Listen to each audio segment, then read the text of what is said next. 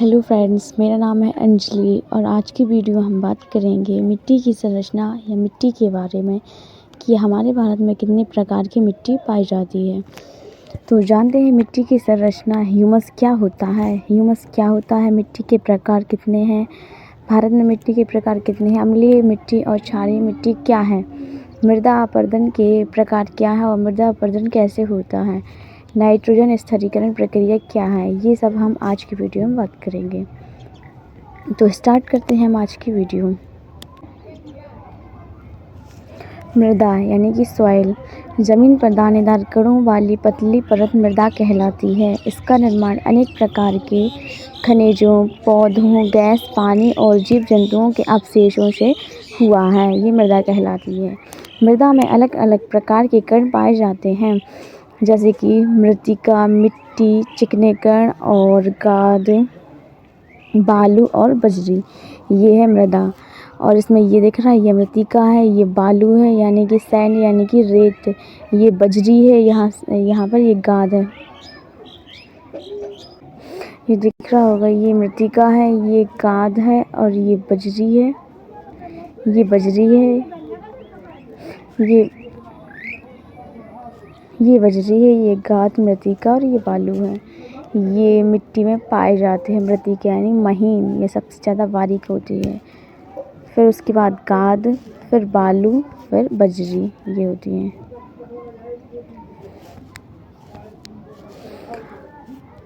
जो इसका क्रम लिखा है, मृत्तिका सबसे बारीक होती है, फिर उसके बाद गाद, फिर बालू, फिर बजरी। ये जिस कण का आकार जितना छोटा है होता है उतना पानी सोखने की क्षमता अधिक होती है। तो सबसे अधिक जल सोखने की क्षमता क्ले यानी कि मृत्तिका में होती है, यानी कि जितना बारीक होगा उतना उसमें पानी सोखने की क्षमता अधिक होगी। तो मृत्तिका सबसे ज़्यादा बारीक होती है, तो ये पानी अधिक सोख पाती है। फिर जानते हैं ह्यूमस गाढ़े भूरे या काले रंग का एक कार्बनिक पदार्थ होता है जो पेड़ पौधों, पत्तों और सूक्ष्म जीवों के अपघटन से जो कार्बनिक पदार्थ निर्मित होता है उसे ही ह्यूमस कहा जाता है। मतलब कि जब पेड़ पौधे, पत्ते और सूक्ष्म सड़ गल जाते हैं, उनका अपघटन हो जाता है, तो जो कार्बनिक पदार्थ निर्मित होता है उनसे, उसे ही ह्यूमस कहा जाता है। ये भारतीय मृदा में कम मात्रा में पाया जाता है, यानी कि भारत की मिट्टी में ये हमें कम देखने को मिलता है। अलग अलग मृदाओं में ह्यूमस की मात्रा भी अलग अलग होती है। ह्यूमस मिट्टी में नमी को बनाए रखने का काम करता है, यानी कि जो ह्यूमस है वो मिट्टी में नमी बनाए रखता है। तो भारतीय कृषि अनुसंधान परिषद ICAR ने मिट्टी को रंग संरचना के आधार पर 8 भागों में बांटा है। पहली है जलोढ़ मिट्टी, दूसरी है काली मिट्टी, तीसरी है लाल एवं पीली मिट्टी, चौथी है लैटेराइट मिट्टी, पांचवी है शुष्क मिट्टी, छठवीं है लवणीय मिट्टी और सातवीं है पीटमय मिट्टी और आठवीं है वन मिट्टी। फिर बात करते हैं जलोढ़ मिट्टी के बारे में। तो जलोढ़ मिट्टी एलुवियल सॉइल, इसे है ना दोमट मिट्टी या कछारी मिट्टी भी कहा जाता है। इसे दोमट मिट्टी या कछारी मिट्टी भी कहा जाता है। दोमट मिट्टी, इसमें बालू यानी सैंड 40%, मृत्तिका 40% और गाद 20% पाया जाता है। यानी इन तीनों का कॉम्बिनेशन होता है दोमट या जलोढ़ या फिर कछारी मिट्टी में। ये भारत की सबसे उपजाऊ मिट्टी होती है, इसलिए जलोढ़ मिट्टी को अन्य मिट्टी की तुलना में कम उर्वरकों की आवश्यकता होती है। ये है ना भारत पर सबसे ज़्यादा यानी कि 40% भाग पर हमारे भारत में जलोढ़ मिट्टी पाई जाती है। दोमट मिट्टी देश के कुल क्षेत्रफल के लगभग 40% भाग को ढके हुए है। भारत के सर्वाधिक क्षेत्र पर इसी प्रकार की मिट्टी पाई जाती है। ये मिट्टी भारत के पंजाब से असम तक के विशाल मैदानी भाग के साथ साथ नर्मदा, महानदी, गोदावरी, कृष्णा नदी घाटियों में फैली हुई है। मतलब तटीय मैदान और उत्तर भारत के मैदानों में इस मिट्टी का विस्तार है।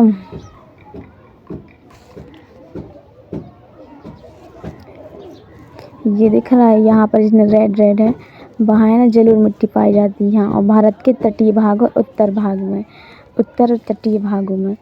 फिर इस मिट्टी में पोटाश, चूना, फास्फोरिक एसिड की प्रचुर मात्रा होती है, पर नाइट्रोजन और ह्यूमस की कमी पाई जाती है।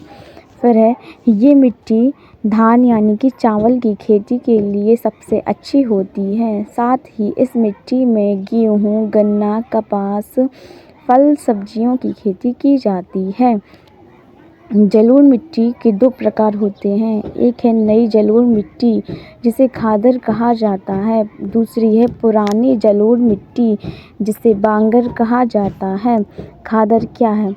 खादर इस प्रकार की मिट्टी नदी के निकट पाई जाती है। हर साल बाढ़ के कारण मिट्टी की नई परत का जमाव होता रहता है। बारीक गाद की अधिकता के कारण खादर की जल ग्रहण करने की क्षमता अधिक होती है। इस प्रकार की मिट्टी में हमेशा उर्वरकता बनी रहती है। फिर है बांगर मिट्टी नदी के बाढ़ प्रभावित क्षेत्रों से दूर पाई जाती है। इस मिट्टी की उर्वरता कम होती है। फिर सेकंड मिट्टी के बारे में बात करते हैं जो है काली मिट्टी। काली मिट्टी को कई नामों से जाना जाता है, जैसे कि रेगुर मिट्टी, कपास की मिट्टी, ट्रॉपिकल ब्लैक अर्थ और लावा मिट्टी। इसका निर्माण ज्वालामुखी विस्फोट से निकला लावा जब जम जाता है मतलब चट्टानों में बदल जाता है, तब इन बेसाल्ट लावा की चट्टानों के अपक्षय मतलब टूट फूट हो जाना, इसीलिए इस लावा मिट्टी के नाम से जाना जाता है इसे। ये ज्वालामुखी विस्फोट हुआ, फिर उसमें से बेसाल्ट लावे की चट्टान निकली, फिर ये टूट फूट गई, फिर ये टूट फूट के बाद काली मिट्टी का निर्माण हो जाता है। टूट फूटने के बाद काली मिट्टी का निर्माण होता है। फिर ये मिट्टी दक्कन ट्रैप के ऊपरी भाग में विशेष रूप से गुजरात, महाराष्ट्र, मध्य प्रदेश, छत्तीसगढ़ में पाई जाती हैं। फिर ध्यान रखिएगा काली मिट्टी सबसे ज़्यादा महाराष्ट्र में पाई जाती है, यानी कि सबसे ज़्यादा विस्तार काली मिट्टी कहाँ है? महाराष्ट्र में है।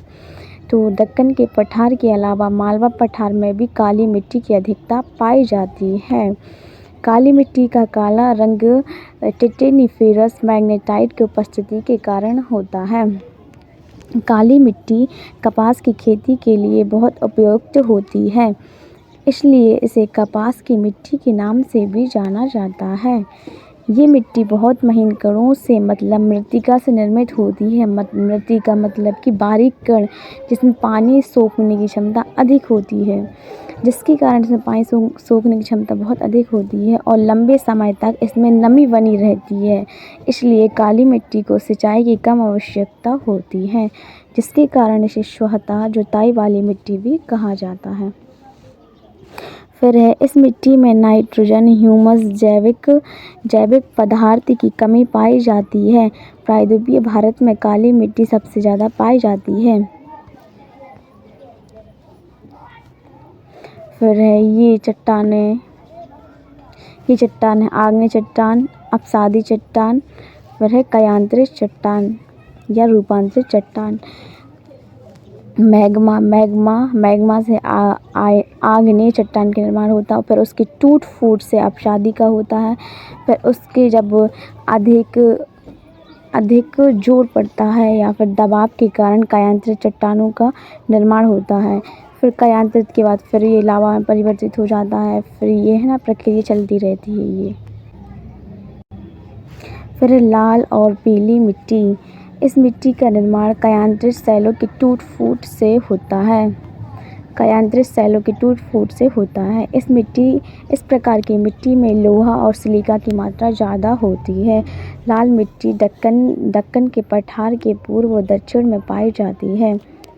छत्तीसगढ़, उड़ीसा, कर्नाटक, आंध्र प्रदेश, तमिलनाडु, झारखंड, नागालैंड में प्रमुख रूप से ये लाल और पीली मिट्टी पाई जाती है। सबसे ज़्यादा तमिलनाडु और आंध्र प्रदेश में ये मिट्टी पाई जाती है। फिर फेरिक ऑक्साइड की उपस्थिति में इसका रंग है ना वो लाल होता है, फेरिक ऑक्साइड की उपस्थिति में।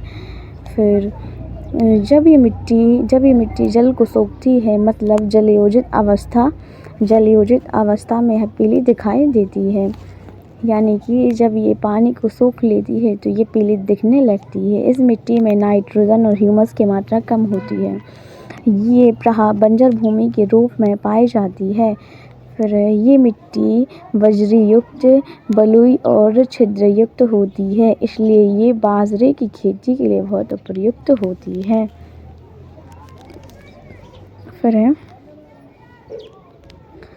फिर तीसरी मिट्टी है हमारी लैटेराइट मिट्टी। इसे मखरली मिट्टी भी कहा जाता है। लैटेराइट मिट्टी उच्च तापमान और अत्यधिक वर्षा वाले क्षेत्रों में विकसित होती है। ध्यान रखिएगा, निक्षालन के कारण इस मिट्टी का निर्माण होता है। ये मिट्टी गीली होने पर दही की तरह लिपलिपी और सूख जाने पर ईंट की तरह कठोर हो जाती है। लैटेराइट मिट्टी में लौह ऑक्साइड और एल्यूमीनियम की मात्रा भरपूर होती है और लौह ऑक्साइड की उपस्थिति के कारण ही इसका रंग लाल होता है। फिर इस मिट्टी में चूना, नाइट्रोजन, ह्यूमस की कमी पाई जाती है, क्योंकि ज़्यादा वर्षा के कारण ह्यूमस जल में घुल के मिट्टी की निचली परतों में चला जाता है। ये मिट्टी मुख्यतः कर्क रेखा, मकर रेखा के बीच राज्यों में पाई जाती है। ये दिख रही कर्क रेखा, ये कर्क रेखा, ये मकर रेखा, इन दोनों के बीच की जो राज्य हैं उन क्षेत्रों में ये लैटेराइट मिट्टी पाई जाती है। वो राज्य कौन से हैं? कर्नाटक, केरल, तमिलनाडु, महाराष्ट्र, उड़ीसा, पश्चिम बंगाल, पूर्वोत्तर में है मेघालय तक पाई जाती है। ये मिट्टी प्रायः कम उर्वरकता वाली होती है, फिर भी उर्वरकों का प्रयोग कर इसमें कपास, चाय, कॉफ़ी, काजू, गन्ने की खेती की जाती है। ये मिट्टी चाय, इलायची और काजू के लिए बहुत उपयुक्त होती है। केरल, आंध्र प्रदेश, तमिलनाडु की लाल लैटेराइट मिट्टी काजू की फसल के लिए बहुत उपयुक्त होती है। फिर हम सेकंड वीडियो में बात करेंगे लवणीय मिट्टी क्या होती है और फिर और भी मिट्टी है, शुष्क मृदा, इन सब के बारे में हम बात करेंगे। अगर वीडियो अच्छी लगी हो तो वीडियो को लाइक, शेयर एंड सब्सक्राइब करना ना भूलें। नेक्स्ट वीडियो में हम और भी जो मृदा वाक्य है मिट्टी, उन सब के बारे में बात करेंगे। Thank you for watching.